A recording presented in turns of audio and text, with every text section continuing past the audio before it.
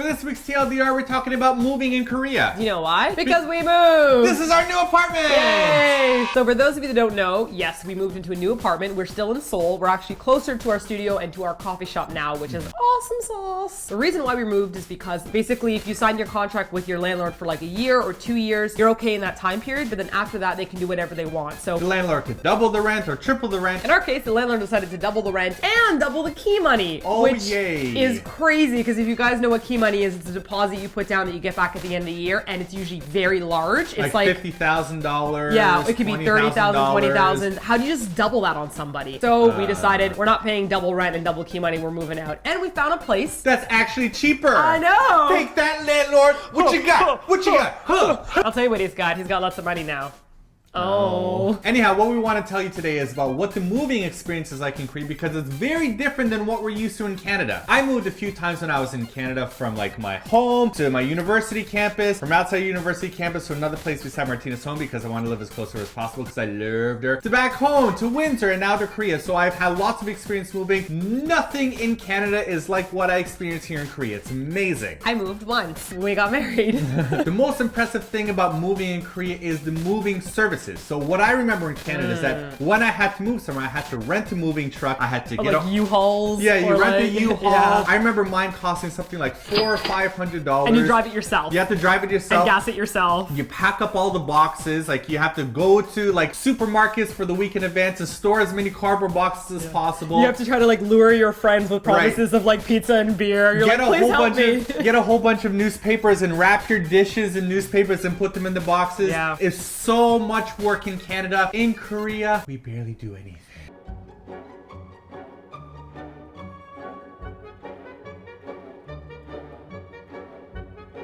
For us, we didn't have to pack anything ourselves. They came and did it all for us for $700. That's incredible. $700. That's like a little bit more than the cost of renting a van. Yeah, and the thing is that because now that we have actual furniture, like this year we bought an actual couch, we had to buy an actual fridge. For my birthday, instead of getting a present, I got a fridge! Yay! The point is we had bigger stuff to move. So even if we didn't want to hire a moving service, we would still have to get someone to help us move this stuff and rent a truck. It's way too heavy. Right. What's really cool is like they lay down plastic on the hallway all the way into your room. They put down all these mats on the ground so that when they're moving boxes across, they don't actually scrape any of the floors. And you have to rent the elevator. That's really important. So that's a big pain in the ass as well. Like it's not just the cost of hiring the moving people. You have to go to your apartment's office and you have to rent the elevator for the day. And usually renting an elevator costs $100. And then you rent them in both places. Yes. That's what sucks. So you rent from the place you're moving out of and rent from the place you're moving into. Here's a really cool thing about Korea. If you cannot fit your stuff in an elevator, what do? There are these really crazy cranes. And I remember when we first moved here, we were like, what the hell is that? Yes. Okay, picture a dinosaur. Picture like a brontosaurus. Is that right? With the really long necks? Yeah, brontosauruses have long necks. Okay. But they're vegetarians, aren't they? That's okay. Okay. This is going to be a vegetarian story. Okay. So it's basically like a crane. Picture like a brontosaurus's neck looking into your apartment and be like, hello. And then they have this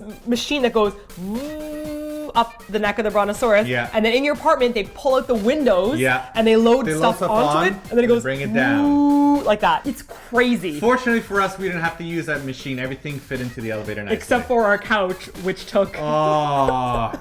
Our hallway was a little bit narrow, so trying to get the couch in, it went... Another great thing about the moving services here is that they don't just like box everything and move it for you. They also wind up uninstalling and reinstalling things for you as well. So for example, if you have blinds, they'll unscrew it, put them into the new place for you as well. If you have like a wall-mounted TV, they will take your wall-mounted TV, unmount it, and bring it to a new place and mount it for you too. Now, although they can pack up everything for you, we do recommend that if anything's really important, you pack it yourself. So for example, we have a lot of special alcohol that we brought back from Canada. Special alcohol. It's amazing. It's maple syrup flavored rye whiskey. You can only get it in Vancouver. We bubble wrap that very carefully. And my ruse. Your underwears. They can pack it themselves, but I don't really want people touching all my ruse. You're a sweet girl. It's embarrassing. Don't touch my smudgy underwear. The skid marks everywhere. It smells like farts. So many farts. I made chili this week. It was a terrible idea. Something that's an unspoken rule is that you're supposed to buy food for your delivery people. Yeah. Now, it's not like in a contract or anything, but it's just like a socially nice thing to do. And we're talking about like a $5 to $8 meal. Yeah, yeah. You can either give them cash or you can all go together and eat food together. In our case, we let them eat on their own, and then we actually had some things to do with the new office here. Right. And then we ordered the traditional food of what you should eat when you first move. Which is jjajangmyeon. Yeah.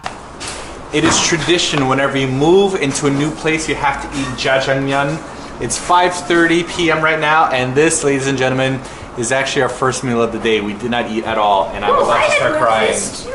Spudgy eats better than we do. It's basically Chinese black bean noodles that I've never really seen in any Chinese restaurant ever before, but they're really popular in Korea, especially on moving day. It's also really nice if you can buy some coffee for your movers as well. Once again, unspoken thing, but it's pretty polite just to ask them, you know, if they want some coffee. They are, after all, working for a very long time. Our movers were pretty much here from 8 a.m. to 8 p.m. It was a 12-hour move. And to think about it, $700 for a crew of like 6 people to work for 12 hours is not that bad. Yeah, and it's really cool because the crew isn't just like a bunch of professional people who like don't talk to you. It really felt like we rented a Korean family for the day. Like everyone was really like chatty and jokey. And even though you're paying these people to pack and unpack everything, it's actually quite helpful if you are around for the process, because when you move into your new kitchen, they're gonna unpack all your kitchen stuff. And it's really helpful to be there to say, okay, let's unpack this together so that this goes here, this goes there. Otherwise, they're just gonna literally unpack everything and fill your cupboards. So the very first time we moved into Seoul, we didn't know that. And so they packed our cupboards, and then you have to unpack all the cupboards all over again. Right. So it's kind of a pain in the butt. So instead, the lady and I that were in the kitchen, the Ajuma and I unpacked everything together while Simon was helping direct where they wanted things to go up on the walls. So you don't want to just like walk away. Plus, once they finish packing everything and untaking the tape, they actually wash your floors. They wash them, they vacuum them, they'll like wipe things down, and then they're like, is everything good? And then they disappear. An interesting tradition about moving in Korea is that the old apartment, you're not supposed to clean when you leave. It's supposed to be good luck for you to leave some dust behind. So when you move into your new place, you might find that it's not fully clean. It's disgusting, is what you wanted to say. You're trying to say the polite way. It's not really in the best condition. Oh, jeez.